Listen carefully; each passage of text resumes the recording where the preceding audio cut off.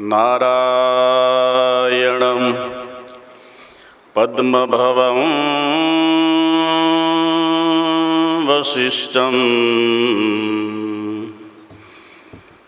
शक्तिं च तत्पुत्रपराशरं च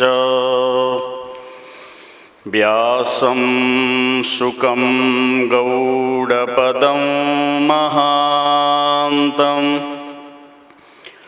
गोविन्दयोगीन्द्रमथास्य शिष्यम् श्रीशङ्कराचार्यमथास्य पद्मम् पादं च हस्तामलकं च शिष्यम् तं टोटकं वार्तिककारमन्याम् अस्मद्गुरुं सन्ततमानतोऽस्मि। सदाशिवसमारम्भां श्रीशङ्कराचार्यमध्यमाम् अस्मदाचार्यपर्यन्तं वन्दे गुरुपरम्पराम्। शङ्करं शङ्कराचार्यं केशवं बादरायणं सूत्रभाष्यकृतौ वन्दे भगवन्तो पुनः पुनः। ईश्वरो गुरुरात्मेति मूर्तिभेदविभागिने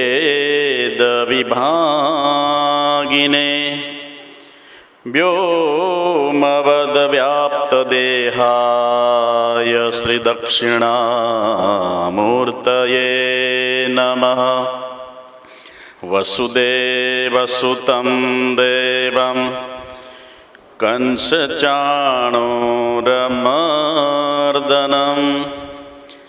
देवकी परमानन्दं श्रीकृष्णं वन्दे जगद्गुरुं। मूकं करोति वाचालं पङ्गुं लङ्घयते गिरिं यत्कृपातमहं वन्दे श्रीपरमानन्दमाधवं। वदनं सुन्दरं यस्य चरितं निर्मलस्तथा तं नौमि सद्गुरुं शान्तं श्री अखण्डानन्दसागरं। देहथाच्छता जैनीदशा वर्ते देहातीत ते अखंडानंद सद्गुरुना चरणमा वंदन हो यगनीत। मुकुंद माधव गोविंद बोल केशव माधव हरि हरि बोल। मुकुंद माधव गोविंद बोल केशव माधव बोलो बोल। मुकुंद माधव गोविंद बोल केशव माधव हरि हरि बोल। मुकुंद माधव गोविंद बोल केशव माधव हरि हरि बोल।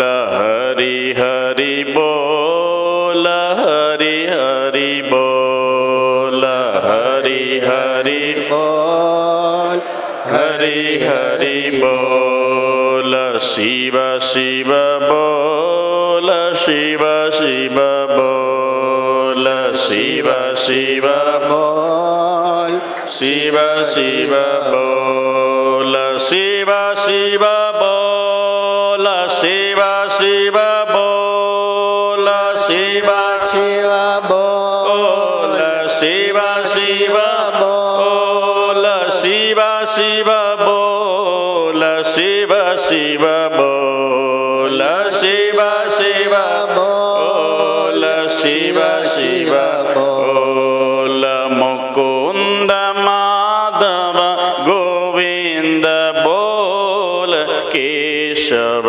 माधव हरि हरि बोल मुकुंद माधव गोविंद बोल केशव माधव हरि हरि बोल मुकुंद माधव गोविंद बोल केशव माधव हरि हरि बोल मुकुंद माधव गोविंद बोल केशव माधव हरि हरि बोल नारायण बोल नारायण बोल नारायण बोल नारायण बोल गुरु गुरु बोल गुरु गुरु बोल गुरु गुरु बोल गुरु गुरु बोल शिव शिव बोल शिव शिव बोल शिव शिव बोल शिव शिव बोल बोल मुकुंद माधव हरि हरि बोल मुकुंद माधव हरि हरि बोल सच्चिदानंद बोल सच्चिदानंद बोल सच्चिदानंद बोल सच्चिदानंद बोल माधवानंद बोल माधवानंद बोल माधवानंद बोल माधवानंद बोल मुकुंद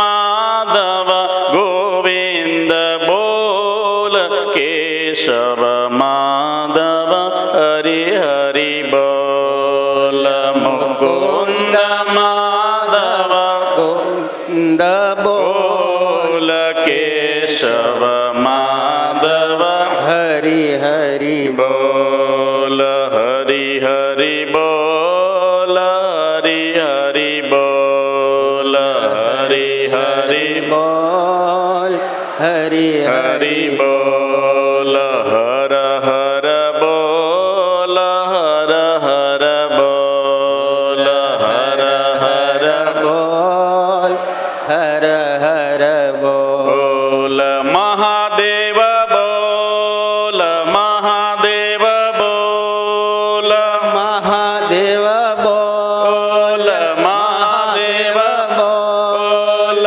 मुकुंद माधव हरि हरि बोल मुकुंद माधव हरि हरि बोल मुकुंद माधव हरि हरि बोल केशव माधव हरि हरि बोल मुकुंद माधव गोविंद बोल केशव माधव हरि हरि हरि बोल केशव माधव हरि हरि बोल केशव माधव हरि हरि हरि बोल केशव माधव हरि हरि बोल केशव माधव हरि हरि बोल बोल सच्चिदानंद भगवान भगवान की जय। નૃદેહમાદ્યમ સુલભમ સુબલ્પમ મયાનુકૂલેન નભસ્વતેરિતમ પુમાન ભવાબ્દિમ ન તરેપ્સ આત્મઃ. પરમાત્માની અહૈતુકી કરુણા અને માનવના અનેક જન્મના ઉદિત થયેલા સત્કર્મોના પરિપાક રૂપે અને એટલું જ નહીં, અનેક જન્મના કર્મ સત્કૃત કર્મના લઈને જે ઉદિત થયેલા ભાગ્યને લઈને પરમાત્માએ સ્વેદજ, અંડજ, ઉદબીજ અને જરાયુજ ચત્વાર યોનિની અંદર શ્રેષ્ઠ પ્રેષ્ઠ એવો મોઘો એવો મનુષ્ય જન્મ આપણને પ્રાપ્ત કરીને અને સુંદર એવી પવિત્ર ભારતની ભૂમિની અંદર જન્મ આપીને આપણને કૃતકૃત્ય કર્યા છે. પરંતુ પરમાત્માએ ચાર ખાણની અંદર એક મનુષ્યને જ અધિકાર આપ્યો છે. ભજન કરવાનો, સત્સંગ કરવાનો, તપ કરવાનો, સ્વાધ્યાય કરવાનો અને ભગવત કથા શ્રવણ કરવાનો એકમાત્ર અધિકાર મનુષ્યને આપ્યો છે.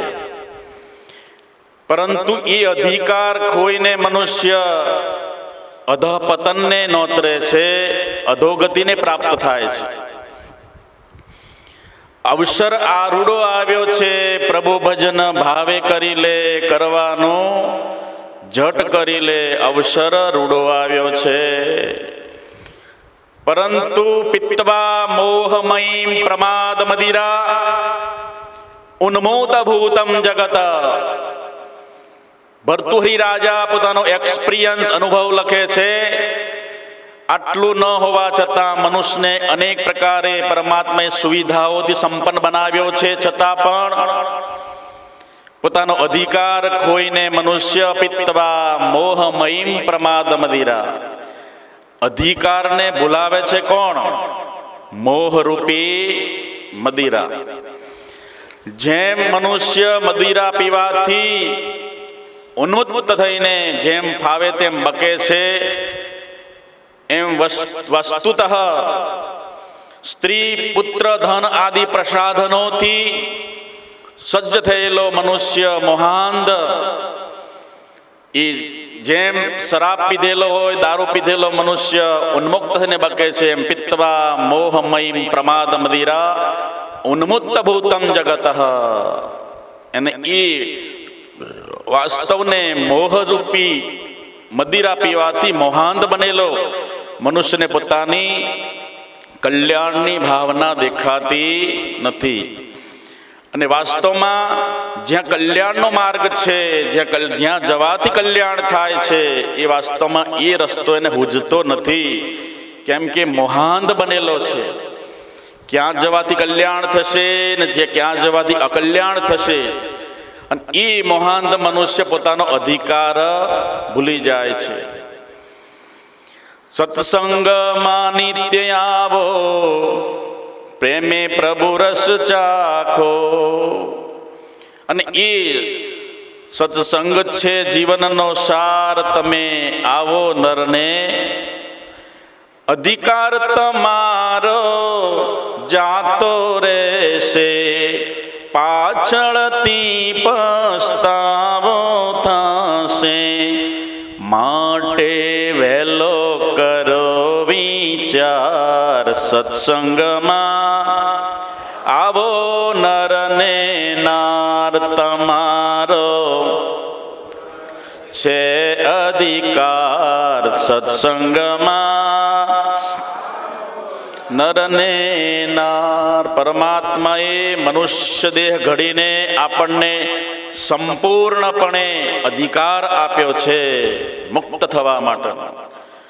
ગુરુ મુક્ત થવાનો અપૂર્વ માર્ગ બતલાવજો રે. ગુરુ મુક્ત થવાનો ગંડ બની બહુ કાલ ગુમામ્યો, અગણામણનો પાર ન આવ્યો, નાનકને લાયકાતમાં લાવજો રે ગુરુ મુક્ત થવાનો. અધિકાર આપ્યો છે, અધિકાર ખોઈને બેસી, અધિકાર ખોકર બેઠ રહના એ કભી અધર્મ હૈ. પરમાત્માએ તમને અધિકાર આપ્યો છે નરમાંથી નારાયણ બનવાનો, નારીમાંથી નારાયણી બનવાનો. નહીં તો આપણે તો શું બનવું છે? મોડર્ન બનવું છે. શું બનવું છે અત્યારે? કયો ક્રેઝ ચાલે છે? વાસ્તવમાં પોતાનો અધિકાર શું છે? ભારતીય સંસ્કૃતિ શું છે? આપણી વેદો કોણ છે? શાસ્ત્રો કોણ છે? આપણને પ્રાપ્ત થયેલા સદગુરુ કોણ છે? એ વાસ્તવમાં પોતાના અધિકાર ખોઈ જવાથી એ વસ્તુની કિંમત સમજાતી નથી, અને એ આપણે અધિકાર ખોઈએ છીએ. અને એ પૂર્ણ લાભ જે પ્રાપ્ત કરવો જોઈએ મનુષ્ય જન્મની અંદર, એ પ્રાપ્ત થઈ શકતો નથી. ભગવાન શંકરાચાર્યજી વિવેક ચૂડામણીની અંદર કહે છે, દુર્લભમ ત્રયમેવૈતત દેવાનુગ્રહ હેતુકમ મનુષ્યત્વમ મુમુક્ષુત્વમ મહાપુરુષ સંશ્રય. સંસારની અંદર દુર્લભમ ત્રયમેવૈતત, ત્રણ વસ્તુ દુર્લભ છે. કઈ કઈ વસ્તુ? ખાવા પીવાનું, મનુષ્યત્વ, પછી મુમુક્ષુત્વ અને મહાપુરુષનો આશ્રય. આપણને મફત મળે છે એટલે એની કોઈ કિંમત નથી. અહીંયા ટિકિટ રાખવામાં આવે તો વાસ્તવમાં સત્સંગની મહત્તા સમજાય, સંતોની મહત્તા તો જ સમજાય. મફતમાં મળ્યા એટલે આવી ગયા ને કથા કરો, કથા કરી નાખી. ભગવાન શંકરાચાર્યજી બોલ્યા છે કે આ ત્રણ વસ્તુ દુર્લભ છે. કઈક ભાગ્યનો ઉદય થાય ત્યારે આપણને એ કોઈ મહાપુરુષનો ભેટો કરાવી દે. ભગવાનની કૃપા હોય, ભગવાનનો બહુ રાજીપો હોય, આપણા સુકૃત કર્મો હોય, ભજનનું બળ હોય આપણી પાસે, સેવાનો પ્રતાપ હોય, બધું જ જ્યારે બધું નક્ષત્રો ગ્રહો અનુકૂળ થયા હોય ત્યારે ભગવાન જ્યારે આપણે કલ્યાણ કરવાની ઈચ્છા રાખતા હોય, આ જીવાત્માનું મારે કલ્યાણ કરવું છે, તો ભગવાન શું કરે બોલો? સ્વયં નો આવે. ભગવાન કોઈને કોઈ સંત સ્વરૂપે એને ભેટો કરાવી દે ને પછી એ મહાપુરુષનો આશ્રય કરવા માત્રથી જ જીવનનું આલોક અને પરલોક બંને, અને ચત્વાર પુરુષાર્થ મધ્યેષુ મોક્ષ એવ પરમ પુરુષાર્થ, ચારે પુરુષાર્થોને સિદ્ધ કરાવી અને આત્યંતિક દુઃખ નિવૃત્તિ પૂર્વક પરમાનંદ પ્રાપ્તિ મોક્ષને સ્થાને જીવાત્માને પ્રતિષ્ઠિત કરી દે છે. એટલા માટે ભગવાને કીધું કે મનુષ્યત્વમ, માનવ બન્યા છે તો માનવની અંદર જે સદગુણો હોવા જોઈએ એ ન હોય તો શું કહેવાય બોલો? માનવ તું માનવ થા. શું કહેવું પડે આપણે? એ ભેંસ, તારે તું ભેંસ થાય એવું કહેવાય? કોને કહેવું પડે? તું માણસના વર્ણમાં રહે. કેમ નથી? કેમ કહેવું પડે ને? કે માનવ છે પણ માનવના ગુણો જીવનમાં નીકળ્યા નથી. શું છે બોલો? માનવીય જે ગુણો છે એ ઝલકતા નથી. અને જે દૈવી ગુણો છે, વાસ્તવમાં દૈવી ગુણો મનુષ્યને માનવતા પ્રદાન કરે છે. માનવને માનવતા કોણ પ્રદાન કરે? દૈવી ગુણો. 16મા અધ્યાયમાં ભગવાને ભગવદ્ ગીતામાં સચ્ચિદાનંદ પરમાત્માએ અર્જુનને એ જ વાત કહી. અર્જુન અભયમ સત્વ સંશુદ્ધિ જ્ઞાન યોગ વ્યવસ્થિતિ દાનમ દમશ્ચ યજ્ઞશ્ચ સ્વાધ્યાયસ્તપ આર્જવમ. અને એ પ્રકારના 26 ગુણો મનુષ્ય જીવનને શણગાર કરવા માટે, અને મનુષ્ય જીવનને એ શણગાર દ્વારા મનુષ્યને સત્યમ શિવમ સુંદરમ એ જીવનને બનાવવા માટે આ સુંદર ગુણો ભગવાને આકલન કર્યું અર્જુન પ્રત્યે. અને પછીના જે ગુણો બધા છે અમાનવીય ગુણો, માનવતાને માટે ઘાતક અને માનવતાના નામે દૂષણ એવા આસુરી સંપત્તિના ગુણો ભગવાને એ વર્ણવતા આખું ચેપ્ટર ભગવાને પૂરું કર્યું. 16મો અધ્યાય. 26 ગુણો છે દૈવી ગુણો, એ જીવનમાં ઉતરે એટલે મનુષ્યનું જીવન સત્યમ શિવમ સુંદરમ બને છે. કર્મ એનું દિવ્ય છે જો પ્રભુને ગમે, કર્મ એનું દિવ્ય છે જો પ્રભુને ગમે, સત્યમ શિવમ સુંદરમ જીવનને જો ઘડે. કર્મ, કર્મથી મનુષ્ય મહાન બને, સત્કર્મ દ્વારા. અને એ કર્મોથી, કર્મની સુવાસ મૂકીને મનુષ્ય તો ચાલ્યો જાય. પૃથ્વીના પ્લેટફોર્મ ઉપરથી મનુષ્ય તો એનું પ્રારબ્ધ વસાત એનું જીવન યાપન કરીને પછી પ્રારબ્ધ પૂરું થતાની સાથે જ આ એનો દેહ પડી જાય. અને પછી એ પોતાનો સુવાસ મૂકતો જાય. શાના દ્વારા?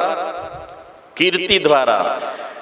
કીર્તિ યસ્ય સ જીવતી, મનુષ્ય કીર્તિથી જીવતો રહેશે. દુનિયામાં રહેશે તારા ઉજળા કરમના સંભારણા હોજી રે.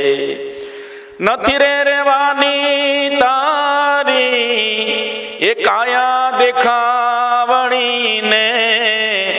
રૂપના રખો પાનથી કામના હોજી રે. દુનિયામાં રહેશે તારા ઉજળા કરમના સંભારણા હોજી રે. સમાજને માટે સોશિયલ વર્કિંગ કર્યું હોય, તળાવ બનાવો, સરોવર બનાવો, વાવ ખોદાવો, સ્કૂલ બનાવો, દવાખાના બનાવો, અન્નક્ષેત્ર ખોલો, કોઈને પણ કોઈ પ્રકારની મદદ કરો અને એ તમારી કીર્તિ રૂપે અનંત કાળ સુધી યાવત ચંદ્ર દિવા કરો, સૂર્યચંદ્ર તપે ત્યાં સુધી એ મનુષ્યને કીર્તિને ગાય છે. અને પોતે પોતાનું પેટ ભરીને ચાલ્યા જઈએ એને કોઈ દુનિયામાં કોઈ સંભાળતું નથી. એટલે માનવતા પ્રાપ્ત કર, મનુષ્યત્વ, તો એ ગુણો ખીલવવા જોઈએ. દૈવી ગુણો જીવનની અંદર હોય, બીજાને માટે હેલ્પિંગ કર્યું હોય, મદદરૂપ થયા હોય. કારણ કે શરીર તો એમનામાં મળી જવાનું છે. હું મળી જશે બોલો? સ્મશાનમાં જાઓ તો બંને હરખા થઈ જાય, ગરીબ અને પૈસાવાળા. શું થઈ જાય બોલો? સ્મશાનમાં બંને હરખા, બંને એક જ જગ્યાએ બાળવાના. ચાલો ગરીબને આમ બાળો ને પૈસાવાળા આમ બાળો હોય, બધાની એક જ જગ્યાએ રાખની ઢગલી થઈ જવાની છે. એક જ જગ્યાએ બધાને હોવાનું છે. અંતિમ પડાવ એ જ છે. પ્રથમ પડાવ માતાના ગર્ભમાં એ કાર્ય બધાને એમ જ જન્મવાનું. અને પાછું અંતિમ પડાવ પાછો આપણો સ્મશાન ભૂમિના મૃત્યુ ધાવતી પંચમહા. એટલા માટે વાસ્તવમાં એ માનવીય, ભગવાન શંકરાચાર્યજી કીધું કે મનુષ્યત્વ, મનુષ્યત્વ ક્યારે પ્રાપ્ત થાય? તો આ દૈવી ગુણો એના જીવનમાં ઝલકવા લાગે. એ મનુષ્ય એટલા માટે તે ઝલકે ત્યારે વાસ્તવમાં એની માનવતા દીપી ઉઠે છે. માનવની અંદર માનવતા હોવી જોઈએ. કયા સ્વરૂપે? દયા અને કરુણા. કયા સ્વરૂપે ઝલકે? દયા નહીં તે ધર્મ જ સાનો. જેના જીવનમાં થોડી પણ દયા ન હોય એ માનવ કહેવાને લાયક નથી. બીજાના અને મૈત્રી ભાવનું પવિત્ર ઝરણું મુજ હૈયામાં વહ્યા કરે, શુભ થાવો આ સકળ વિશ્વનું એવી ભાવના નિત્ય રહે. માર્ગ ભૂલેલા જીવન પથિકને માર્ગ ચિંધવા ઊભો રહું, કરે ઉપેક્ષા એ માર્ગની તોય સમતા ચિત્ત ધરું. તમે બીજાના માટે, પરોપકારને માટે તમે જે કાર્ય કરો છો તો આ તો તમે ભગવાનને એટલા જ નજીક છો. ભલે માળા ન થાય, ભજન ના થાય, પરંતુ તમે નિસ્વાર્થ ભાવે બીજાના માટે અડધી રાતે તમે ઉઠીને દોડો છો અને એ માટે તમે હેલ્પ કરો તો મસ્તમાં એ જ વાસ્તવમાં ભગવાન એટલા જ નજીક છે. કારણ કે ભગવાને 11મા અધ્યાયની અંદર ભગવાન એન્ડિંગમાં એ જ વાતને અર્જુનને પાંચ વસ્તુ બતાવી. મદકર્મ, મદપર્મ, મદભક્ત, સંગવર્જિત, નિર્વેર. હું કીધું આ ભક્ત મને અતિશય પ્રિય છે. યો મદ ભક્ત સમે પ્રિય. 12મા અધ્યાયમાં ભગવાને ભક્ત કયા કયા ભક્તો મને વહાલા છે એનું વર્ણન કર્યું. લાંબા ટીલા કરો ને ઊંધા છતાં થાવ ને એ પ્રદક્ષિણા કરો એ ભક્તો નથી ભગવાન વર્ણન કર્યું.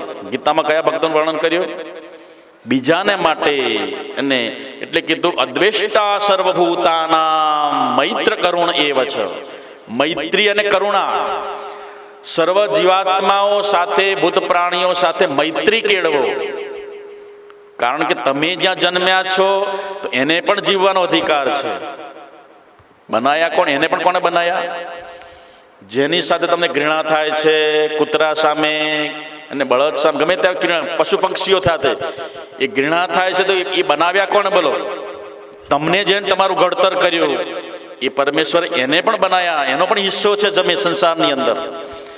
મૈત્રી અને પછી કરુણા, દરેક ભૂત પ્રાણીઓ સાથે મૈત્રી કેળવો અને પછી એની ઉપર કરુણાનો વરસાદ કરો.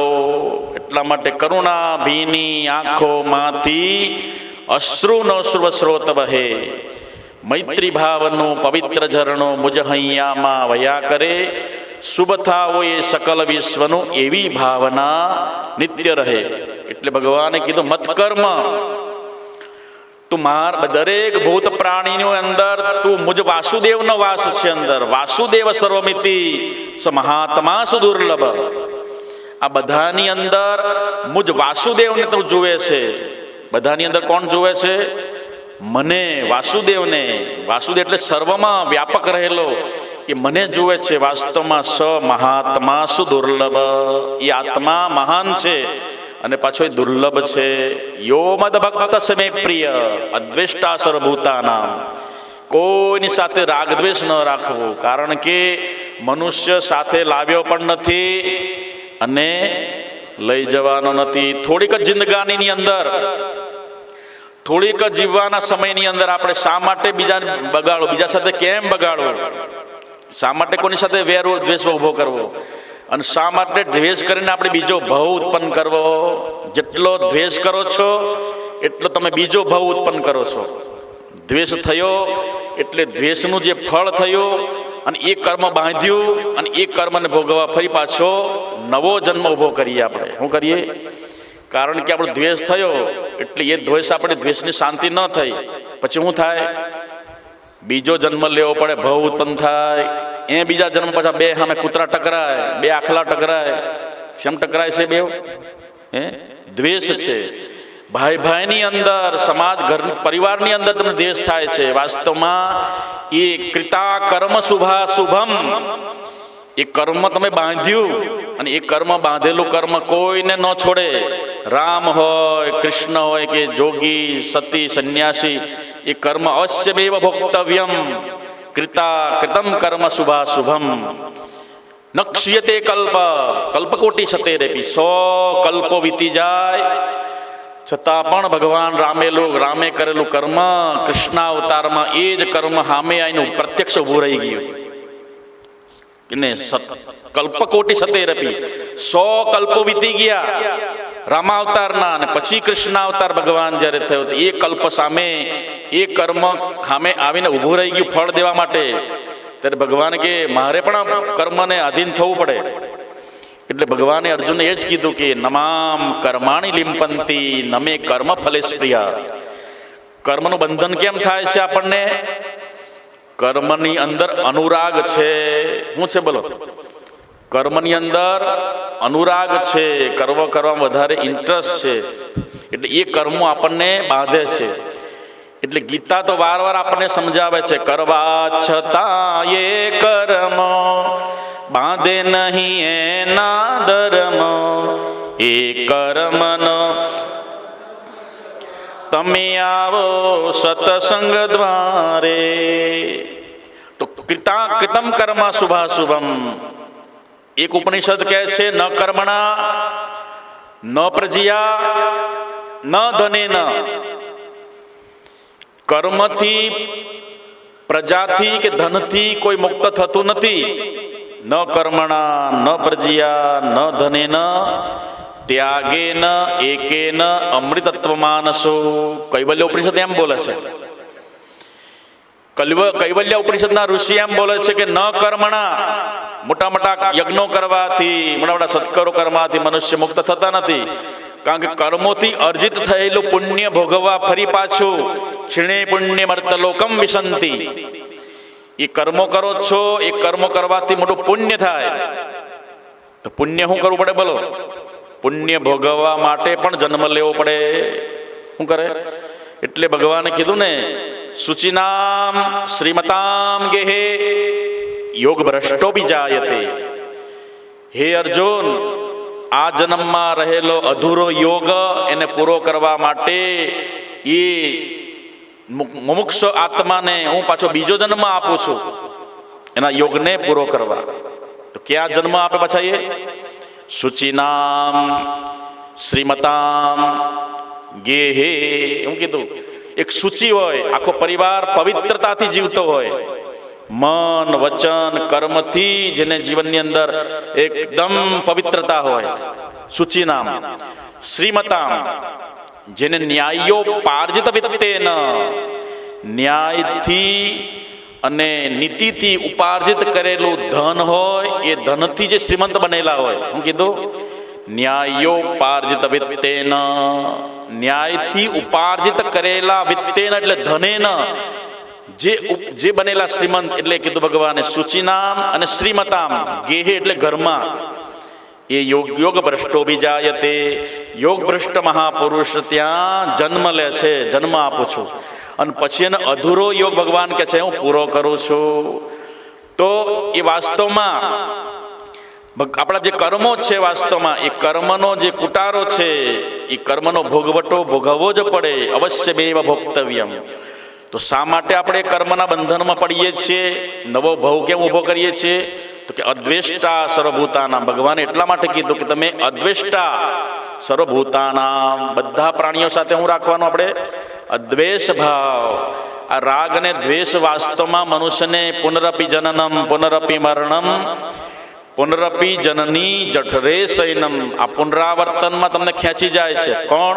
રાગ અને દ્વેષ. એટલે ભગવાને કીધું અદ્વેષ્ટા સર્વભૂતાનામ મૈત્ર કરુણ એવચ, નિર્મમો નિરંકાર, સમ દુઃખ સુખ ક્ષમી, સંતુષ્ટ સતતમ યોગી, યતાત્મા દ્રઢ નિશ્ચય, મય્યર્પિત મનોર બુદ્ધિ.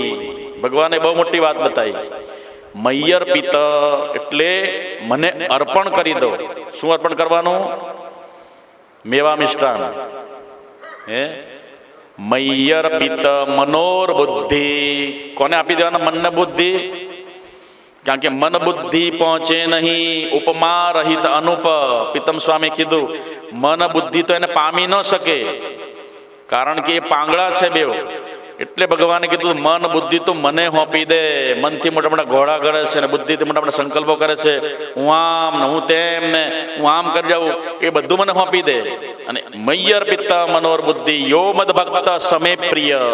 અર્જુન, આવા ભક્તો મને પ્રિય છે. યો ન દ્વેષ્ટિ ન કાંક્ષતી, કોઈનો દ્વેષ પણ ન કરે અને કોઈ જાતની ઈચ્છા પણ ન રાખે. કારણ કે ઈશ્વરની ઈચ્છામાં આપણી ઈચ્છા મિલન થઈ ગઈ હોય. વાસ્તવમાં એ જ પરમાત્માની શ્રેષ્ઠ ભક્તિ અને શ્રેષ્ઠ પરમ ધર્મ. ભગવાન શંકરાચાર્ય એટલે કીધું માનવ મનુષ્યત્વ મોક્ષત્વમ.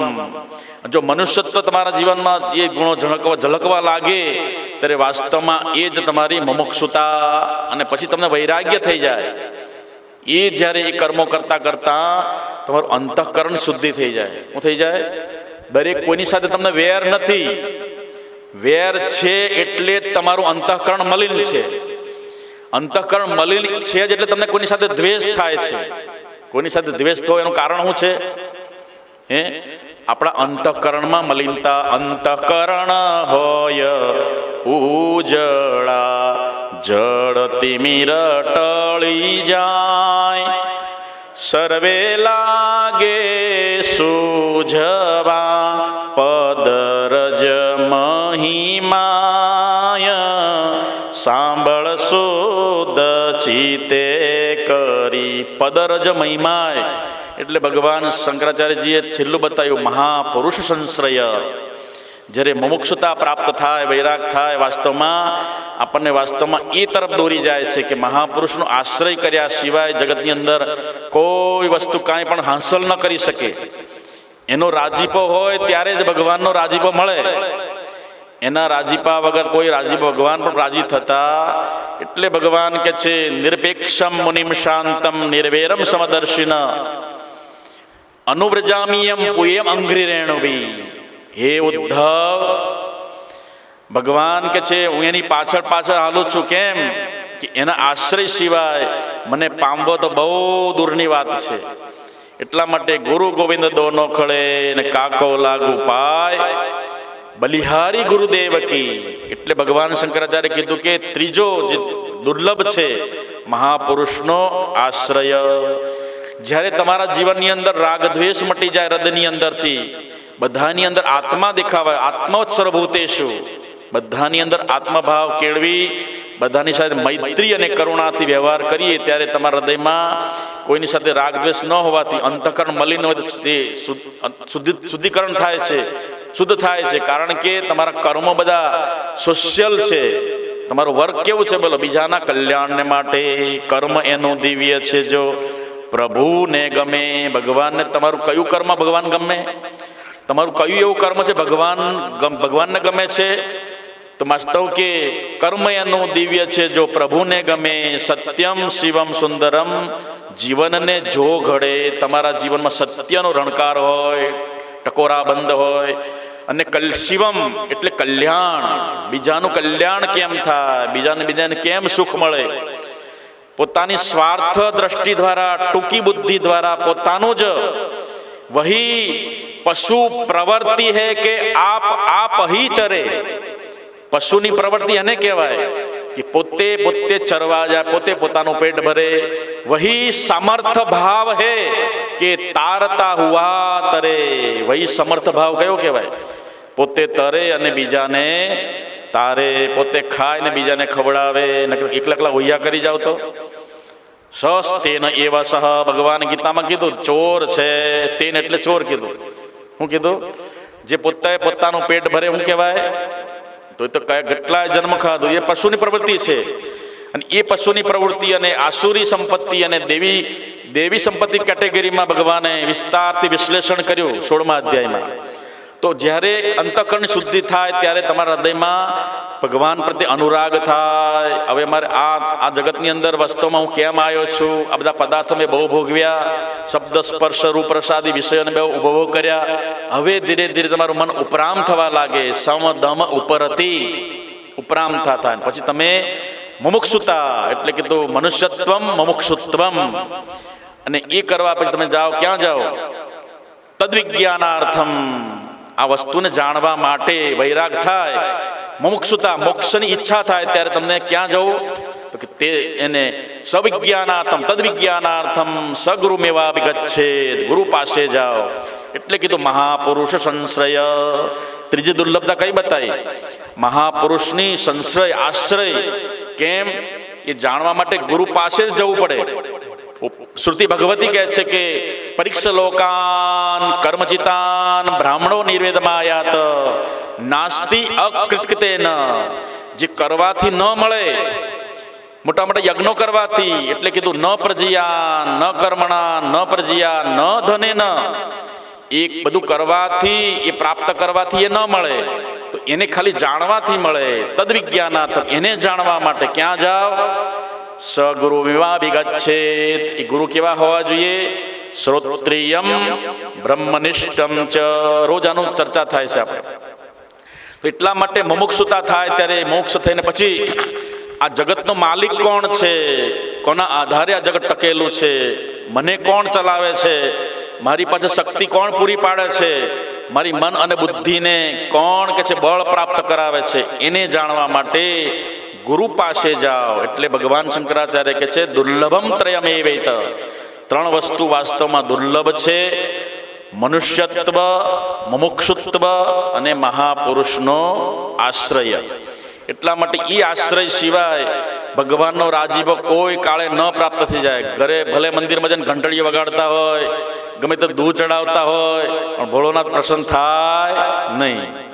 એટલે એ ગુરુની કૃપા હોય. ગુરુ પાસે જ જાય એમ કીધું, કારણ કે એ મને સમજાવશે. એટલા માટે ભગવાને ગુરુ ગીતામાં પણ કીધું. કોણે કીધું? ભોળાનાથે કીધું. હું કીધું? પાર્વતીને. કે છે ગુરુ તત્વ વિજ્ઞાય મૂઢાસ્તેન્ય પરાજનઃ ગુરુ બુદ્ધિ આત્મનો નાન્ય સત્યમ સત્યમ વરાને. ગુરુ તત્વને જાણીને મૂઢ લોકો વાસ્તવમાં મને પ્રાપ્ત કરી શકતા નથી. એટલા માટે ન ગુરોર્ધિકમ ન ગુરોર્ધિકમ ન ગુરોર્ધિકમ ન ગુરોર્ધિકમ. શિવ શાસન શાસનમાં રહો, જે કલ્યાણ કરે એના શાસનમાં રહો, જે તમારું કલ્યાણ થાય એને ધરે જાઓ. ગુરુ મેવા વિગચ્છે શિવ શાસન ઇદમેવ શિવમ. ભગવાન શિવ કે આજ શિવ છે, આજ શિવ છે. ઇદમેવ આજ શિવ છે. કોને કીધું? ગુરુને કીધું. કેમ? શિવ એટલે કલ્યાણ. શિવનો અર્થ શું થાય બોલો? શિવ સંકલ્પમસ્તુ. શુક્લ યજુર્વેદ નામના વેદની અંદર જે રુદ્રી આવે છે, ભગવાન શિવની રુદ્ર અષ્ટાધ્યાયી ભગવાનનો જે અભિષેક કરવામાં આવે એમ બીજો અધ્યાય આવે, પહેલો અધ્યાય. એમાં તમારું મન શિવ સંકલ્પ વાળું થાવ. ભગવાન પાસે પ્રાર્થના કરે, તન મે મનઃ શિવ સંકલ્પમસ્તુ. મારું મન શિવ સંકલ્પ વાળું થાવ. એટલે હું કહેવા માંગે, શિવ એટલે કલ્યાણ, તો મારું મન બધાનું કલ્યાણ કરવા વાળું થાવ એમ કે છે. મૈત્રી ભાવનું પવિત્ર ઝરણું મુજ હૈયામાં વયા શુભ થાવવા સકલ વિશ્વનું. એવી જે ભાવના છે ને શિવ સંકલ્પમસ્તુ. અને એ માર્ગમાં તમને તમારી કોઈ લોકો અવહેલના કરે, અનાદર કરે, તિરસ્કાર કરે, અપમાનિત કરે, તોય માર્ગ ચિંધવા ઊભો રહો. કરે ઉપેક્ષા એ માર્ગની. તમે જે માર્ગે ઊભા છો કલ્યાણ કરવાના રસ્તે, લોકો તમારી ટીકા ટિપ્પણી કરશે. બહુ મોટો ભગતડો થઈ ગયો, બહુ મોટો આમ થઈ ગયો. એ કરે ઉપેક્ષા એ માર્ગની. આ ગાવાનો અર્થ એ છે, આપણે ગાઈએ ખરા પણ આનો મિનિંગ શું છે? કરે ઉપેક્ષા એ માર્ગની, તો એ સમતા હૃદયમાં એકદમ શેરડો પડી જાય, ઠંડક રહે, કોઈ ઉચલ્ટ ના થાય. અને જરી કોક બોલે ત્યાં મોટા મોટી આંખો આમ કપાળની નસો બધી ઊંચી થવા લાગે. મને કીધું હું આટલું આમ કરું છું. કરે ઉપેક્ષા એ માર્ગની, તોય સમતા ચિત્ત ધરો. ત્યારે ભગવાન કહે છે એ માર્ગમાં જે ન અદ્વેષ્ટા સર્વભૂતાના મૈત્ર કરુણ એ વચ. કોઈની સાથે રાગ પણ નહીં અને કોઈની સાથે દ્વેષ પણ નહીં. એટલા માટે યું હી રામ રામ જાહે બીધી રાખે રામ તાહે બીધી રહીએ. નરસિંહ મહેતા છેલ્લી કોટીમાં બેઠેલા હતા. નરસિંહ મહેતાની અવસ્થા કેવી હતી? છેલ્લી કોટીની ભક્તમાં પ્રથમ કોટીમાં એની અવસ્થા હતી. ત્યારે કીધું અમે એવા રે ભાઈ એવા, તમે કહો છો વળી તેવા. ભક્તિ કરતા જો ભ્રષ્ટ થશું તો કરશું દામોદરની સેવા. કોઈને દોષ ન આપ્યો. એટલે ભગવાને કીધું ત્રણ પ્રકારના દુર્લભતા છે. એ દુર્લભતા પ્રાપ્ત કરવા માટે જ આ મનુષ્ય જન્મ છે. બાકી કોઈ જન્મમાં આ વસ્તુઓ અને આ તત્વજ્ઞાન ક્યારે મળવાનો. એટલે માટે આ અવસર જો ચૂકી ગયા તો, આ અવસર જો ચૂકી ગયા તો ખાશો જમના માર. એ ભાઈ તો ભજી લેને કીર્તાર. ભાઈ તો ભજી લેને કીર્તાર. મોઘો મનુષ્ય દયા પરી પરીને મળે નહીં વારંવાર. એ ભાઈ તો ભજી લેને કીર્તાર. ભાઈ તો ભજી લેને કીર્તાર. તો ભગવાને કીધું ગીતાની અંદર, એકાંશેન સ્થિતો જગત. આખા જગતમાં હું એક અંશથી મારો આ વિલાસ છે. એક અંશ માત્રથી આખા જગતને હું એકદમ મોહમાં નાખી દઉં છું. કેમ કે મમ માયા દુરત્યયા માયા મેતામ તરંતી તે. મમ માયા, ભગવાન કે છે માયા જે મને જાણે છે, મને પકડે છે, માયાને તરી જાય છે. કેમ કે મારી માયા કેવી છે? મમ માયા દુરત્યયા. એ તરી ન શકાય. કેવળ ને કેવળ સંસાર સાગર છે, એકલા તરાયના. સદગુરુના સાથ વિના પાર ઉતરાયના. એટલા માટે મહાપુરુષ સંશ્રય. અને એના હૃદયમાં તમે પ્રાપ્ત થઈ જાઓ. તમે એક ડગલું ચાલો તો સંત તમારી પાસે 7 ડગલા ચાલે છે. તો નારદજી વારવાર એ પ્રશ્ન કરવા માટે જઈ રહ્યા છે. અને એ પ્રસંગની અંદર કાલે આપણે શ્રવણ કર્યું ભગવાનના એક અંશથી આ ભગવાનના અનેક અંશો અવતારો દ્વારા 24 અવતારોની ગણના કરવામાં આવે અને એ અવતારો દ્વારા દેશ કાળ વસ્તુ પરિસ્થિતિ અને એ વાતાવરણ જોઈને ભગવાને તત્ત સ્વરૂપે અને યદા યદા હિ ધર્મસ્ય ગ્લાનિર્ભવતિ ભારત, એ કાળની અંદર, એ દેશની અંદર, એ સમયની અંદર જે સમયે અધર્મનો વિનાશ થયો અને એ ધર્મની સંસ્થાપના કરવા માટે અને સંતજનોના રક્ષા કરવા માટે અને ભક્તોની અંદર શ્રદ્ધા ભક્તિ અને વિશ્વાસની અંદર બળ પૂરવા માટે ભગવાન કે હું સંભવામી યુગે યુગે, દરેક અવતારમાં હું એ રીતે પ્રગટ થયો છું. મારો અવતાર નકામો નથી, કારણ કે કોઈના કોઈ ભક્તના માટે હું પ્રગટ થાઉં છું. અને મદભક્તા યત્ર ગાયંત્રી તત્ર તિષ્ઠામિ નારદ. હે નારદ, ભગવાન કે છે હું નાહમ વસામી વૈકુંઠે, હું વૈકુંઠમાં નથી રહેતો, હું નથી કઈ બીજે રહેતો. વાસ્તવમાં જ્યાં મદભક્તા યત્ર ગાયંતી, મારો ભક્ત મને જ્યાં પોકારે, જે સમયે પોકારે, જેવી અવસ્થામાં પોકારે, કોઈ પણ ટાઈમે પોકારે, હું ત્યાં સાક્ષાત કે છે યોગક્ષેમમ વહામ્યહમ. ભગવાને આ પ્રમાણ આપ્યું. એટલા માટે આપણી શ્રદ્ધાને ડગવા ન દઈએ, આપણા વિશ્વાસને મજબૂત કરીએ અને આપણી અંદર જે ભાવના છે એમાં બિલકુલ આપણે એને અભાવ ન થવા દઈએ, તો વાસ્તવમાં પરમાત્મા સાક્ષાત હાજરા હજુર છે અને ગમે ત્યારે આપણને હેલ્પ કરવા માટે તૈયાર છે. ભગવાન ખાલી પોકાર, સાચા હૃદયથી પોકાર કરે છે તો એ ભગવાન ત્યાં પ્રગટ થાય છે. સંભવામી યુગે યુગે. એ પ્રમાણે કીધું, અનેક ભગવાને કીધું કે દરેક સૌનકાદી ઋષિઓ વાસ્તવમાં અનેક પ્રશ્નોથી પરિપ્રશ્નેન સેવયા, ગુરુને કે છે એવી રીતે સેવો. હે સુત સર્વ પુરાણજ્ઞ, તમે સર્વશાસ્ત્રના જ્ઞાતા છો, એટલે અમે તમારી સેવા કરવા માગીએ છીએ. પણ પરિપ્રશ્નેન તદ્વિધિ પ્રણિપાતેન પરિપ્રશ્નેન સેવયા. ભગવાન ગીતામાં પણ કીધું, તદ્વિધિ પ્રણિપાતેન પરિપ્રશ્નેન સેવયા. ગુરુની સેવા કઈ રીતે કરાય? પરિપ્રશ્ન સ્વરૂપે પ્રશ્નો કરો, એના ઉત્તર સ્વરૂપે તમને તે સમાધાન થાય તમારા શંકાનું. અને એ પ્રમાણે સૌનકાદી ઋષિઓ સુતજી મહારાજને કહે છે કે હે ભગવાન, વાસ્તવમાં ભગવાન તો સ્વયં અવતારો લે છે. એ અવતારો કેવલ માત્ર જેવી રીતે ઋષિ છે, મનુ છે, દેવતા છે, પ્રજાપતિ અને મનુપુત્ર આદિ જે શક્તિશાળીઓ, મહાન શક્તિશાળીઓ મહાપુરુષો અવતારો થયા, એ તો કેવળ ભગવાનના અંશથી થયા. શું થયા? ભગવાનના અંશ માત્રથી. અને ઋષિઓ મનવો દેવા મનુપુત્રા મહુજશ કલાહા સ્વયં હરિ એવ. કલા એટલે અંશ માત્રથી ભગવાન થયા, પણ એતે ચાંસ કલા પુંસ કૃષ્ણસ્તુ ભગવાન સ્વયં. હું કીધું આ બધા કલાઓની અંદર, બધાની અંદર તો કૃષ્ણસ્તુ ભગવાન સ્વયં. બધા અવતારો હતા કેવળ મારા અંશથી, પણ ભગવાન શ્રી કૃષ્ણ તો સાક્ષાત ભગવાન છે. એવું કીધું, કૃષ્ણસ્તુ ભગવાન સ્વયં. એમ કીધું કૃષ્ણ તો ભગવાન સાક્ષાત ભગવાન છે. અને એ સમયે મૃડયતી યુગે યુગે હે લોકમ, લોકોની અંદર જ્યારે વિકૃતિ આવે ત્યારે ભગવાન એ સંસ્કૃતિની સ્થાપના કરવા, વેદોની સ્થાપના કરવા, મનુષ્યના પ્રવાહને ધર્મ તરફ જોડવા માટે મૃડયતી યુગે યુગે, દરેક યુગની અંદર મારો અવતાર થાય છે. ભગવાનના આ દિવ્ય જન્મની કથા અત્યંત ગોપનીય અને મહત્વપૂર્ણ છે, કારણ કે ભગવાનની લીલા અમોઘ છે. એ લીલાને કોઈ પાર પામી શકે. બ્રહ્માજી પણ કે છે અસમંજસમાં પડી ગયા, ચક્રાવામાં. જ્યારે બ્રહ્માજીએ જ્યારે વાછરડાની ચોરી કરી, હંતાડી દીધા, એટલે બ્રહ્માજીને ચક્રમાં પાડે. એટલે ભગવાનની લીલા અમોઘ છે. એ લીલાથી ભગવાન સૃષ્ટિનું સર્જન પણ કરે, પાલન પણ કરે અને વિસર્જન પણ કરે. કારણ કે જ્યારે ભગવાન વિસર્જન કરવાના થાય ત્યારે એ બધી આખી સૃષ્ટિ વાયુ સ્વરૂપે બની જાય. શું બની જાય? આ સૃષ્ટિનો પ્રલય થવાનો ત્યારે શું કરે બોલો? ભગવાન પહેલા તો 7 સમુદ્રોને ભેગા કરી દે, અને પહેલા તો સમુદ્ર માજા ના મૂકે.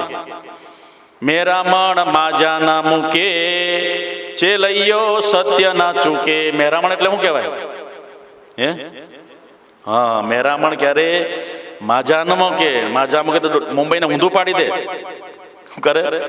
ભરતીનો ઓટ આવે કે પાછી વળી જાય. એટલે સમુદ્ર જે કિનારે પહોંચવા માટે, પરમાત્માને કિનારે પહોંચવા માટે પણ સમુદ્રને મોઢામાં ફીણાઈ જાય. ફીણાવે છે ને, સમુદ્ર જ્યારે ઉફાળા મારતો મારતો આવે તો બોલો એને કિનારે આવવું હોય તો એને પણ મોઢામાં ફીણા આવી જાય સમુદ્રને. આ તો પરમાત્મા છે, અમાપ અસીમ અનંત એ વિરાટ શક્તિને પામવા માટે મનબુદ્ધિ પહોંચે નહીં ને ઉપમા રહિત અનુપ. પરમાત્મા જ્યારે સૃષ્ટિનો સંહાર કરે ત્યારે સાતે સાત સમુદ્રને ભેગા કરી દે અને સાતે સાત સમુદ્ર ભેગા થાય પછી નેવાના પાણી મોભે ચડી જાય ને પછી બધું ડૂબાડી દે. ત્યાં તમારો બંગલો ગયો ને ક્યાં ફાર્મ હાઉસ ગયો ને ક્યાં ફોર બંગડીની ગાડી ગઈ અને ક્યાં તમારો એમ્બ્રોઇડરી મશીનો ગયા, બધા સ્વાહા. જ્યારે મહાપ્રલય થવાનો હોય ત્યારે સમુદ્રને મેરામણ માજા ના મૂકે ને જ્યારે માજા મૂકે ત્યારે એને મહાપ્રલય કહેવાય. એ ભગવાનની લીલા છે. આટલા મોટા સમુદ્રને બનાવવા માટે ભગવાન પાણી ક્યાંથી ડોલે ડોલે લાવ્યા હતા? હે વિચાર કર્યો ક્યારે? મોટા મોટા પેસેફિક ને અરબી સમુદ્ર, મોટા મોટા તમે કન્યાકુમારી જાઓ, 3 દરિયાનો સંગમ છે. શું છે? ત્રિભેટે ત્યાં મંદિર એક આવેલું છે કન્યાકુમારીનું. ત્યાં એ સમુદ્ર ભરવા માટે ભગવાન ક્યાંથી પાણી ડોલે ડોલે ભર્યો છે સમુદ્ર? વિચાર કરો, વિચાર કરો તમે. એ પરમાત્માની અસીમ અમોઘ છે એટલા માટે એની શક્તિને અમોઘ એટલે કોઈ એને પામી ન શકે. એટલે કે ભગવાન પાલન પણ કરે, સર્જન કરે, સંહાર કરે અને છતાં પણ એ પ્રાણીઓના હૃદયમાં એ વિરાટ શક્તિ સૂક્ષ્મ સ્વરૂપે અંતઃકરણમાં છુપાઈને બેઠેલા છે. એને જાણવા માટે સતત પ્રયાસ કરીએ. જ્ઞાનેન્દ્રિયો અને મનના પણ નિયંતા, બુદ્ધિના પ્રેરક, સૌનો પ્રેરક સોય પ્રીતમ તેને પ્રીછતા આવાગમન ના હોય. એને પીછવા માટે સગુરુ એવા વિગત છે. ગુરુ ગમ દ્વારા જ એને પ્રાપ્ત કરી શકાય છે. આગળ એ વાતને આગળ નારદજી સૌનકાદી ઋષિઓ અનેક પ્રશ્નો દ્વારા સુતજી મહારાજને સેવા કરવા લાગ્યા.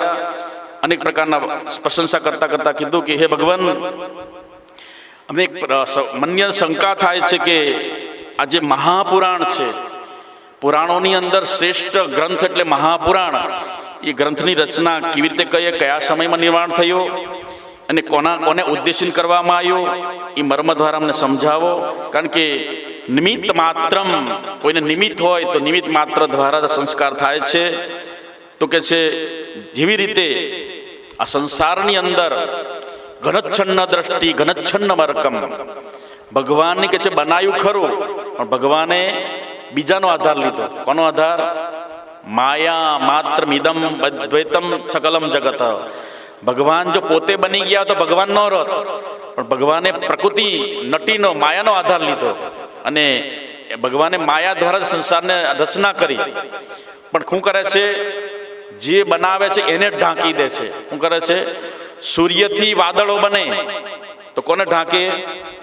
સૂર્ય સૂર્ય કોને ઢાંકી દે? સૂર્ય વાદળો સૂર્યને ઢાંકી દે છે. સાચી વાત છે ના? વાદળો સૂર્યને ઢાંકતા નથી. કોને ઢાંકે છે? તમારા આંખ સામે પડદો પડી ગયો. સૂર્ય તો અહીં પણ છે. અત્યારે કતારગામમાં વરસાદ પડે છે અને તમે આગળ ફોન કરો તો કે તો તડકો હાલે છે, તો સૂર્ય ઢંકાતો નથી. તમારે આંખ સામે વાદળ આવ્યું એટલે સૂર્ય ઢંકાય. ઘનચ્છન્ન દ્રષ્ટિ ઘનચ્છન્ન મરકમ. પંચદશની અંદર વિદ્યારણ્ય મુનિ લખે છે કે ઘનચ્છન્ન દ્રષ્ટિ ઘનચ્છન્ન અર્કમ. જેમ વાદળો સૂર્યથી ઉત્પન્ન થયા એ સૂર્યને ઢાંકે છે, જેવી રીતે પાણીની અંદર લીલ ઉત્પન્ન થાય છે. ખુલ્લો ભાગ હોય ને તો પાણી અંદર શું પેદા થાય? લીલ થાય. તમારી ટાંકી ખુલ્લી હોય તો ટાંકીમાં અવેડો હોય પાણીનો, શું થઈ જાય? લીલ વળે. બંધ હોય તો બિલકુલ લીલ ના વળે. એટલા માટે જે પાણીથી ઉત્પન્ન થયેલી લીલ એ પાણીને જ ઢાંકી દે છે. ઘનચ્છન્ન દ્રષ્ટિ. એવી રીતે પરમાત્માથી માયા ક્યાંથી ઉત્પન્ન થઈ? ભગવાનથી. અને એ ભગવાન વચ્ચે માયા જ પડદો પાડે. માયા પડદો મધ્યે પડ્યો અને સમજણ રહી ગઈ છે દૂર, કરીએ સદગુરુની ઉપાસના. મા એટલે નથી અને યા એટલે જે નથી છતાં દેખાતી હતી. અટપટી ત્રિગુણી માયા પ્રભુની ને સાચા શરણથી તરાય. કયું સાચું શરણ? સાચું રે શરણું સદગુરુદેવનું રે, બીજું બધું કામ રે જીવલડા. સાચું રે શરણું. ઝટપટ લખે ન કોઈ, અટપટી ત્રિગુણી માયા પ્રભુની, ને સાચા શરણથી તરાય. વાસ્તવમાં સાચું શરણ જેણે ગ્રહણ કર્યું છે એ સદગુરુનું શરણ વાસ્તવમાં એ માયાથી તમે જાણી શકો. એટલે ભગવાન કે છે મારી માયા મમ માયા દુરત્તયા, માયા મેતામ તરંતી તે, મારી માયા દુરત્તયા છે અને જે મને પકડે છે માયા મેતામ તરંતી તે, માયાથી તરી જાય છે. એટલા માટે ભગવાનની અટપટી ત્રિગુણી માયા છે. વાસ્તવમાં ભગવાન કે છે અનેક જન્મોની અંદર, અનેક બ્રહ્માંડોની અંદર મારી રચના છે, પણ મેં માયાનો આધાર લઈને સગત બનાવ્યું છે. પણ વાસ્તવમાં મનુષ્ય મને છોડી દે છે અને કોને પકડે છે? માયાને. એટલે માયા શું કરે?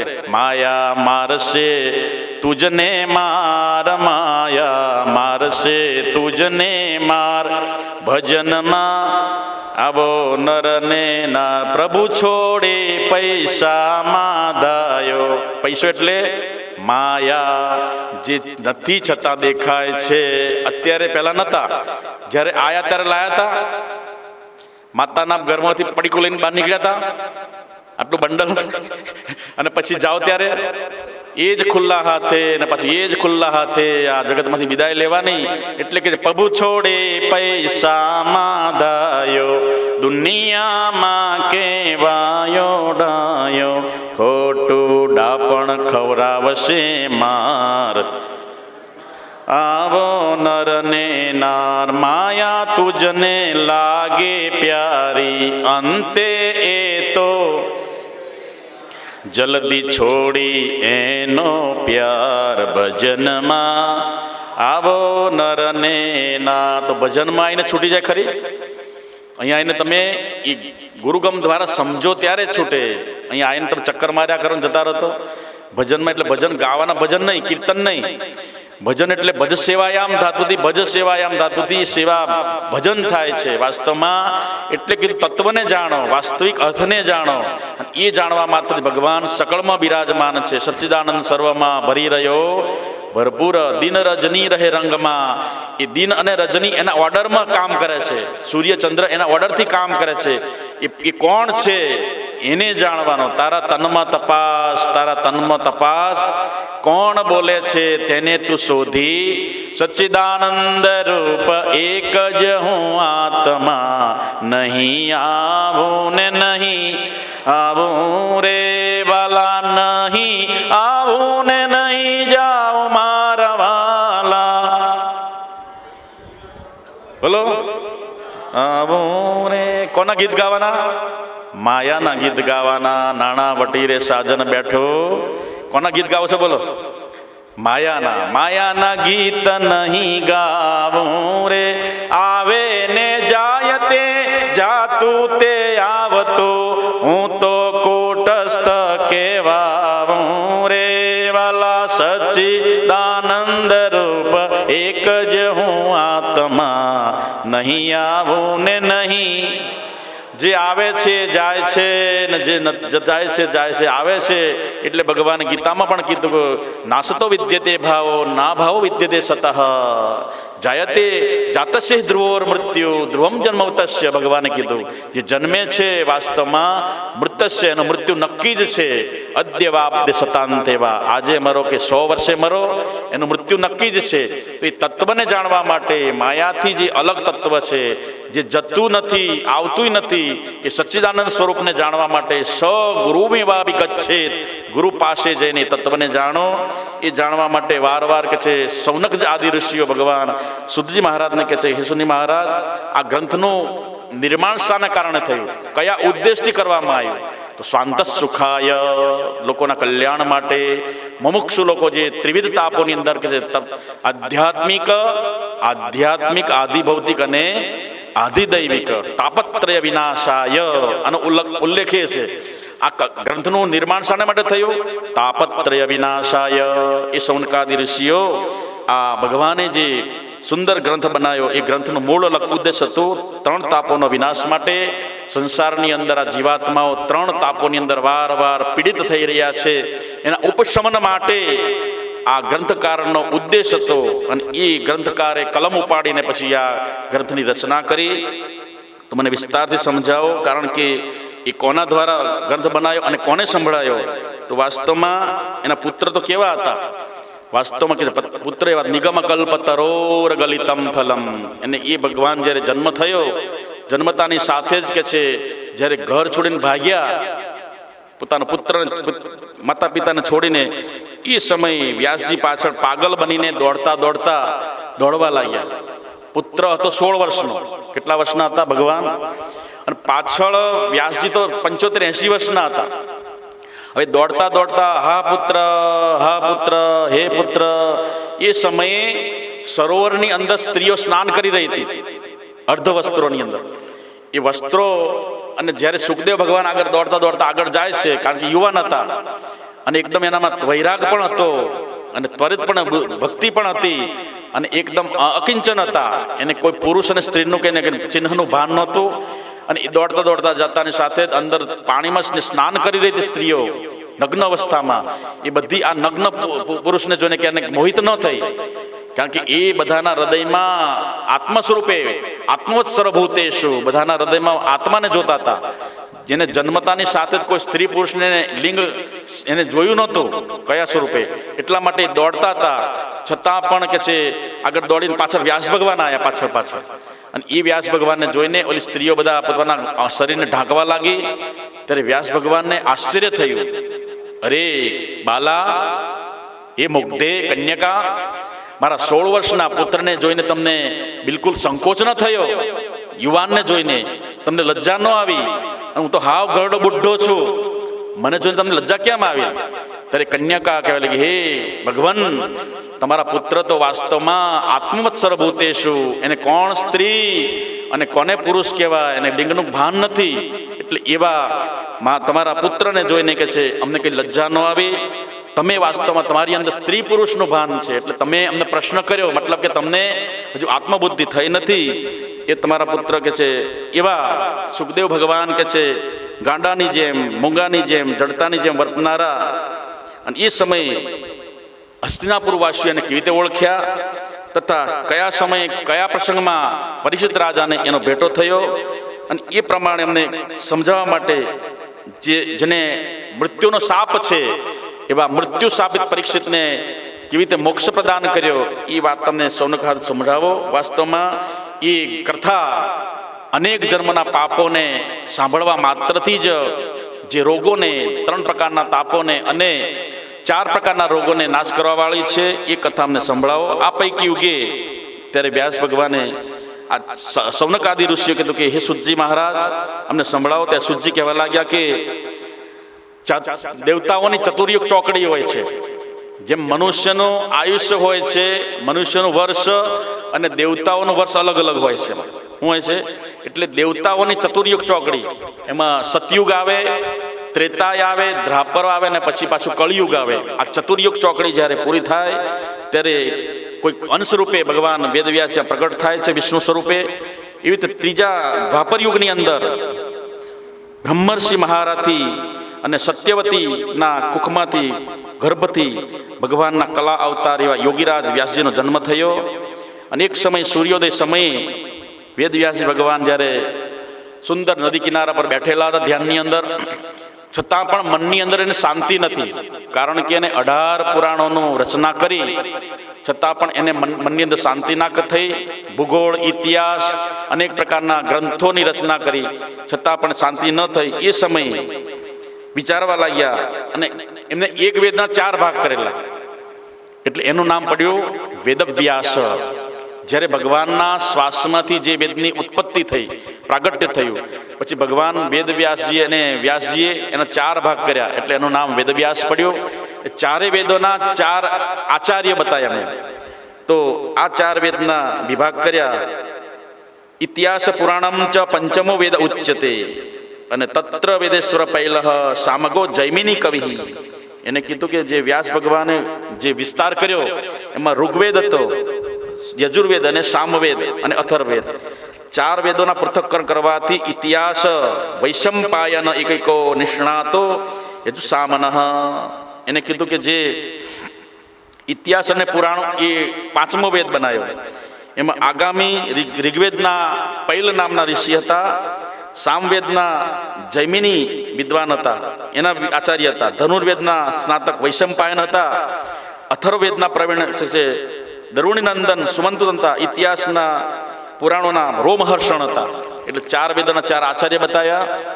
આ 4 વેદોને સામાન્ય લોકો ન સમજી શકે. 4 વેદ બનાવ્યા, પણ 4 વેદોને ન સમજી શકે સામાન્ય લોકો, બૌદ્ધ લોકો, ગ્રામીણ લોકો, મંદ બુદ્ધિના હોય, એનું ભાગ્ય પણ મંદ હોય, એ લોકો માટે 5મો વેદ અને ઇતિહાસ પુરાણ આદિ મહાભારતનો ગ્રંથ બનાવ્યો.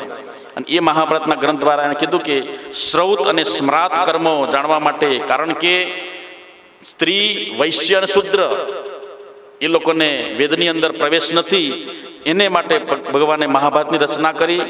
અને આ રીતે છતાં પણ એમને સંતોષ ન થયો. અને એક દિવસ સરસ્વતી નદીને કિનારે ભગવાન વેદવ્યાસ ધ્યાન દશામાં બેઠા હતા. છતાં પણ એનું મન એકદમ ઉચાટ ભવતું હતું, મનની અંદર ઉચાટ હતો. એ સમયે સાક્ષાત દેવર્ષિ ભગવાનના માનસપુત્ર ભગવાન નારદજી ત્યાં પ્રગટ થયા.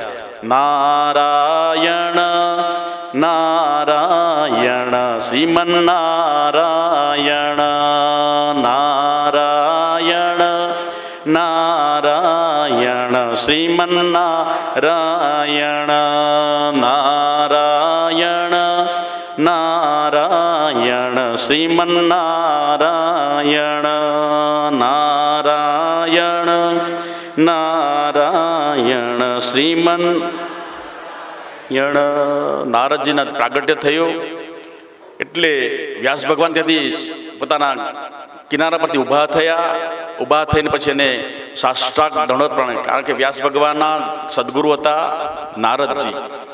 વ્યાસમ સુકમ ગૌડ પદમ મહાંતમ, નારાયણમ પદ્મ ભવમ વશિષ્ઠમ, શક્તિંચ તત્પુત્ર પુરાસરમ ચ વ્યાસમ સુકમ. આ પરંપરા, ગુરુ પરંપરા ચાલી આપણી. એ પરંપરામાં નારદજી પધાર્યા. તો રોજ આપણે કે છે ગુરુના ઘરે જઈએ છીએ, ગુરુ આપણે ક્યારેક આપણા ઘરે ગુરુ પણ પધારે છે. એટલા માટે શાસ્ત્રમાં કીધું કે સદગુરુ જ્યારે ગ્રસ્તના ઘરે જઈને એક રોટલી ખાઈ જાય છે ને, તો એ ગ્રસ્તના 7 જન્મના પાપોને ગુરુ ખાઈ જાય છે એ રોટલી સ્વરૂપે. એટલા માટે આજે એના ઘરે સાક્ષાત ભગવાન પધાર્યા. એને પ્રણામ કરી સાષ્ટાંગ દંડ પ્રકારને વ્યાસ ભગવાન ઊભા થઈ અને નારદજીનું સ્વાગત કર્યું. એને પંચોપચાર પૂજા કરી, ચરણો ધોયા અને પછી એને પુષ્પદીપાદી પંચોપચાર પૂજા કરી, નૈવેદ્ય ધરાવી અને પ્રણામ કરવા લાગ્યા. ભગવાન ભવતો દર્શનમ ગતઃ, ભગવાન તમારા દર્શન કરવા માત્રથી કોઈને બીજા ભવનું દર્શન કરવું પડતું નથી. ભવતો દર્શનમ અભવ દર્શનમ, તમારા દર્શન કરવા માત્રથી પુનર્ભવ, તમારે ક્યારેક કોઈ કે મારે બીજો ભવ જોવો પડતો નથી. એવા હે ભગવાન નારદજી, મને તમે પ્રસન્ન થાઓ, તમારી કૃપાથી મને ઘણું બધું પ્રાપ્ત થયું છે. ત્યારે નારદજી કહે છે, હે વ્યાસ સત્યવતી નંદન બાદરાયણ, તમે બેઠા છો પણ તમારું મન કન ખીન કેમ છે? તમારા મસ્તકની રેખાઓ એ કહેવા માંગે છે કે તમે વાસ્તવમાં ઉચાટ અનુભવો છો અને તમારા હૃદયમાં હજુ પણ શાંતિ થઈ નથી. ત્યારે વ્યાસ ભગવાન કહેવા લાગ્યા, ભગવાન ગુરુદેવ, મેં 18 પુરાણો લખ્યા, વેદોના 4 ભાગ કર્યા. એટલું જ નહીં, મેં 5મો વેદ મહાભારત બનાવ્યો. બ્રહ્મસૂત્ર પર મેં સૂત્રપાત ટીકાઓ પર બ્રહ્મસૂત્ર બનાવ્યું. અને એટલું જ નહીં, ઘણા બધા મેં ગ્રંથો કર્યા, છતાં પણ મનમાં મને શાંતિ થતી નથી. એનું કારણ?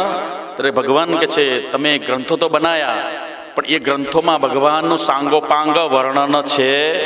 ભગવાનનું જે 12 સ્કંધો વાળું છે, ભગવાનના જે 12 અંગો છે, એ અંગોમાં ભગવાન કોઈ અંગનું વર્ણન નથી. તેમાં કેવળ ને કેવળ માત્ર ઇતિહાસ, ભૂગોળ આદિ ભૌગોલિક સૌંદર્ય તમે વર્ણન કર્યું, ભગવાનનું સૌંદર્ય વર્ણન નથી કર્યું. એટલા માટે તમે ભગવાનનો રાજીપો નથી. અને આ ગ્રંથો બનાવવા છતાં ભગવાનને સંતોષ થયો નથી. એટલે ભગવાનનો સંતોષ નથી, એટલે તમારા હૃદયમાં પણ કે છે અંદર સંતોષ પ્રાપ્ત થયો નથી, તમે પણ અંદર આનંદિત થઈ શકતા નથી. એટલા માટે તમે વાસ્તવમાં તમે એવો ગ્રંથ બનાવો, એ ગ્રંથ દ્વારા ભગવાનનું સાંગોપાંગ વર્ણન હોય. અને એ મેં પણ, નારદજી કહેવા લાગે, મેં પણ એવી ભક્તિ કરી અને એવી ભક્તિ કરવા દ્વારા હું જ ભગવાનનો માનસપુત્ર બન્યો. એટલે નારદજીએ પોતાનું જન્મનું કથન કરવા લાગ્યા. હે વ્યાસજી, હે બેટા વ્યાસ, તમે ઘણી ઘડીને ભગવાનના નિર્મળનું ગાન કરો. અને એ ભગવાનના નિર્મળ ચરિત્રનું ગાન કરતા કરતા તમારું મન પરમાત્મા અખંડ આનંદ છે, ભગવાન જે સતચિત આનંદ છે એની અંદર તમારું મન ડૂબી જશે અને પ્રક્ષાલન થશે ત્યારે તમને વાસ્તવમાં એ ભરપૂર એ આનંદ એવો મળશે જે અખંડ હશે. વાસ્તવમાં અખંડ સ્વ રૂપે હરિને ઓળખ્યા રે સરિયા મારા સગડા કાજ રે સદગુરુને આવતારે. એટલા માટે ભગવાન શંકરાચાર્યજી કીધું કે ગુરુની કૃપા સિવાય, ગુરુના રાજીપા સિવાય તમે ભલે દુનિયાભરના વસ્તુઓ પદાર્થો હાંસલ કરી દીધા હોય, ષડંગાદિ વેદો, મુખ્યશાસ્ત્ર વિદ્યા, કવિત્વાદિ ગદ્યમ સુપદ્યમ કરોતી, ગુરોરંગ્રી પદ્મે મનસ્યેન દત્તમ તતઃ કિમ તતઃ કિમ તહકિમ તતહકિમ. 6 પ્રકારના વેદો તમને કંઠસ્થ થઈ ગયા હોય. નારદજી ભગવાન વેદવ્યાસજીને કહે છે તમે આટલા બધા 6 પ્રકાર વેદો અને એના અંગો, વેદ અને એના વેદાંગો, વેદને ભણવા માટે એના અંગો હોય, એનું ગ્રામર હોય. વેદને ભણવાનું ગ્રામર અલગ હોય. એને શું કહેવાય? એના 6 અંગો. વેદ એટલે 4 વેદ. કયા કયા? ઋગ્વેદ, યજુર્વેદ, સામવેદ અને અથર્વવેદ. એના અંગો 6 પ્રકારના. એટલે તમે એને એટલે એ સ્તોત્રમાં બોલો છો. આપણે ભગવાન શંકરાચાર્ય કુરુ અષ્ટક બોલીએ આપણે દંડવત કર્યા પછી.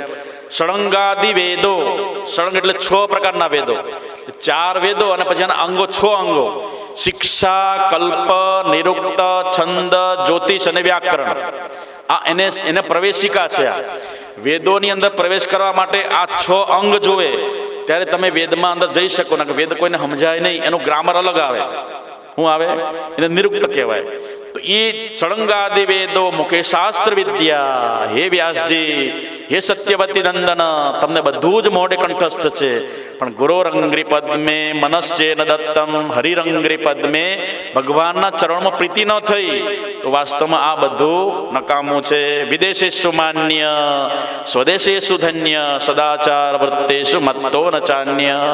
વિદેશમાં તમારી બહુ બોલબાલા હોય, બહુ ધન હોય, સ્વદેશમાં તમારી કીર્તિ ગવાતી હોય, પણ ગુરુના ચરણોમાં તમારું મન નથી લાગ્યું તો તતઃ કિમ તતઃ કિમ તતઃ કિમ તતઃ કિમ. એ પોતાનો ઇતિહાસ જણાવવા માટે જઈ રહ્યા છે. સમય થોડો છે, પૂરો થઈ ગયો. તો નારદજીનું બહુ સુંદર ચરિત્ર છે. એ ચરિત્ર દ્વારા નારદજી ભગવાનના માનસપુત્ર કેવી રીતે બન્યા અને કેવો જન્મ હતો અને ગયા જન્મ નારદજીને શું ચરિત્ર હતું, એ સુંદર ચરિત્ર સાંભળવા માત્રથી આ પવિત્ર શ્રાવણ માસ, એમાં આપણે ભાગવતની યાત્રા, એમાં કથા સાંભળવા મળે. તો વાસ્તવમાં આગળ લખ્યું વ્યાસ સૌનક સુતજી મહારાજે, એ સૌનકાદિ ઋષિઓ આ નારદજીનું ચરિત્ર, ભગવાનનું અવતારનું ચરિત્ર જે મનુષ્ય મન, વિશ્વાસ અને શ્રદ્ધાપૂર્વક સાંભળે છે, વાસ્તવમાં એ મનુષ્યનું બધા જ પાપો બળીને ભસ્મ થઈ જાય છે. એમાં પણ શુભક સમન્વય ચાતુર્માસ, એની અંદર સુંદર સુંદર પવિત્ર મહિનો એટલે શ્રાવણ માસ. એમાં સુંદર આ તાપી કિનારો અને કર્ણની કે દાનભરી ભૂમિ, દાનવીર કર્ણની આ કર્ણભૂમિ, એમાં તમને આ ભાગવતની યાત્રા કરવાનો મોકો મળ્યો. બહુ ભાગ્ય જાગ્યું તમારું. એ ભાગ્ય જાગવાથી એવા સદગુરુનો ભેટો કરે અને સંતો મહાપુરુષના મુખારવિંદથી આ કથાની ભાગવત યાત્રામાં યાત્રા કરવાથી આપણે આલોક અને પરલોક બંને સુધાર થઈ તમે પણ તમારું કલ્યાણ કરી શકો, તમારા પિતૃઓનું પણ તમે કલ્યાણ કરી શકો. એવી આ ભાગવતી વાર્તા, ધન્ય ભાગવતી વાર્તા મુક્તિ દાને ન ગર્જતી. તો ભગવાનના શ્રી ચરણ પ્રાર્થના કરીએ. આવતી આ કથાને આપણે આ યાત્રાની સ્થગિત કરી ભગવાનના ચરણો પ્રાર્થના કરી વાણીને વિરામ આપીએ. સર્વત્ર સુખિનઃ સંતો સર્વે સંતો નિરામયા, સર્વે ભદ્રાણિ પશ્યન્તુ મા કશ્ચિત દુઃખભાગ ભવેત. ઓમ શાંતિ શાંતિ શાંતિ.